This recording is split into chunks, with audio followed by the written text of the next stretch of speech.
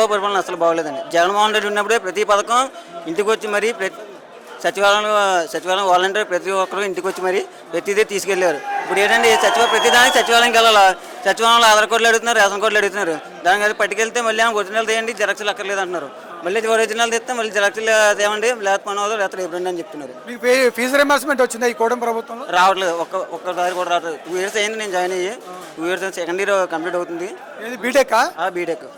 Fee ఏమైనా రూపాయి కూడా పడలేదు. ఫీజు రింబర్స్ అసలు పడలేదు. జగన్మోహన్ రెడ్డి ప్రభుత్వం జగన్మోహన్ రెడ్డి ఉన్నప్పుడు నేను డిప్లొమా చేశాను. ప్రతి ఒక్క ఫీజు రియంబర్స్మెంట్ కూడా పడ్డది. పడిందా? ఇప్పుడు మీకు స్కాలర్షిప్లు కానీ అమ్మఒడి కానీ అమ్మఒడి వేసారు కదా, ఎంతమంది పిల్లలు ఉంటే అంతమందికి వేసే అమౌంట్ 15,000 అన్నారు. వేసారు కాబట్టి అందులో మళ్ళీ 3,000 తగ్గించారు కదా. ఎన్నికి తగ్గించారు? 3,000 తగ్గించారు. 3,000 అంటే క్లాస్ రూమ్లు క్లీనింగ్ అని, వాష్రూమ్స్ క్లీనింగ్ అని చెప్పారు.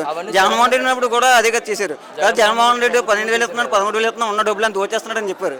ఏనేది జగన్మోహన్ రెడ్డి పెట్టిన పథకం కూడా అదే, వీళ్ళు పెట్టిన పథకం కూడా అదే.